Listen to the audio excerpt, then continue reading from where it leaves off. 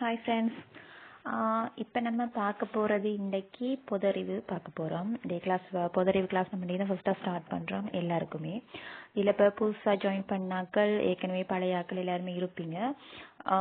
எல்லாருக்கும் சேர்த்து இப்போ நான் ஜென்ரல் நாலேஜுன்னு சொல்லி புதுசாக ஒரு குரூப் ஓப்பன் பண்ணி அந்த குரூப்பில் தான் இப்போ நான் உங்களுக்கு இதை போஸ்ட் பண்ணுறேன்.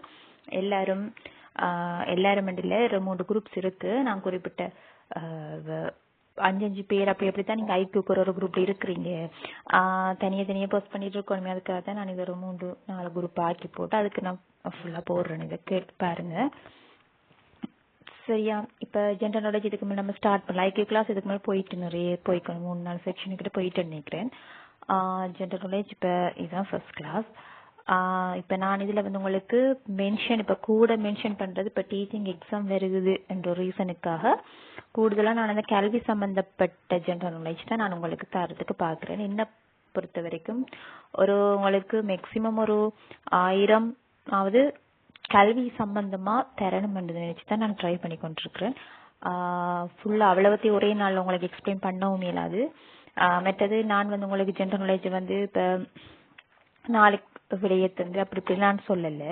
அது சும்மா டைமும் வேஸ்ட் ஆகி கொண்டு போகும். மற்றது இப்போ உங்களுக்கு அதை அண்டர்ஸ்டாண்டிங் பண்ணுற அளவுக்கு ஒரு மைண்ட் செட்டும் சம்டைம் இருக்காது சில பேருக்கு. அதுக்காக நான் கொஸ்டினை தந்து அதுக்குரிய ஆன்சரை மட்டும்தான் நான் உங்களுக்கு இதில் தந்திருக்கிறேன். நீங்கள் அதை பார்த்து நோட் பண்ணி வச்சுக்கோங்க, இல்லாட்டி பார்த்து படிச்சுக்கோங்க. நான் என்னென்று மட்டும் சொல்கிறேன் சரியா.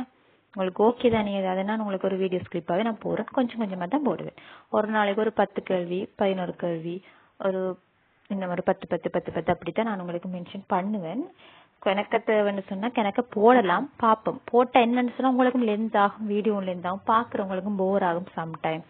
அதுக்காகத்தான் அப்படி இப்போ கொஞ்சம் கொஞ்சம் நீங்கள் பார்த்து நோட் பண்ணி வைக்கிறதுக்கும் உங்களுக்கு ஈஸியாக இருக்கும்.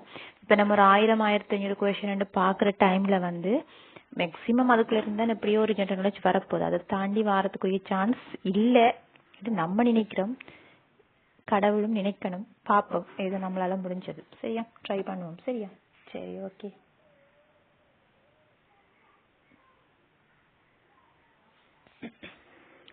இப்போ ஃபர்ஸ்ட் கேள்வியை பாருங்க. இலங்கையில் காணப்படும் அரச பாடசாலைகளின் மொத்த எண்ணிக்கை யாது? நம்ம ஸ்ரீலங்காவில் காணப்படுற கவர்மெண்ட் ஸ்கூல் மொத்தம் 10,047 ஸ்கூல்ஸ் காணப்படுது. அதுல தேசிய பாடசாலைகள் 396, மாகாண பாடசாலைகள் 9,651 சரியா. ரைட்டா. தேசிய பாடசாலை 396 தான் காணப்படுது. மாகாண பாடசாலை ப்ரொவின்சியல் ஸ்கூல்ஸ் 9,651 காணப்படுது. ரைட். Next question. இலங்கையில் அரச பாடசாலைகளில் அதிகம் காணப்படும் பாடசாலை வகை டைப் 3 பாடசாலைகள் காணப்படுது. இலங்கையில் காணப்படும் கல்வி வலயங்களின் எண்ணிக்கை 100. இலங்கையில் அரச பாடசாலைகள் அதிகம் காணப்படும் பாடசாலை டைப் 3 என்று சொன்னேன். அது என்ன டைப் 1 டைப் 2 அதை நான் உங்களுக்கு அடுத்தடுத்து வர இதுல நான் உங்களுக்கு எக்ஸ்பிளைன் பண்றேன் சரியா. இலங்கையில் காணப்படும் கல்வி வலயங்கள் 100. இலங்கையில் காணப்படும் கோட்டக்கல்வி அலுவலகங்களின் எண்ணிக்கை 312. இலங்கையில் அதிக அளவு பாடசாலைகள் கொண்ட மாகாணம் மத்திய மாகாணம். இலவச பாட நூல் வழங்கப்பட்ட ஆண்டு 1980 இருந்துதான் இலவச பாடநூல் வழங்குறதுக்கு ஸ்டார்ட் பண்ணாங்க. ஓகே.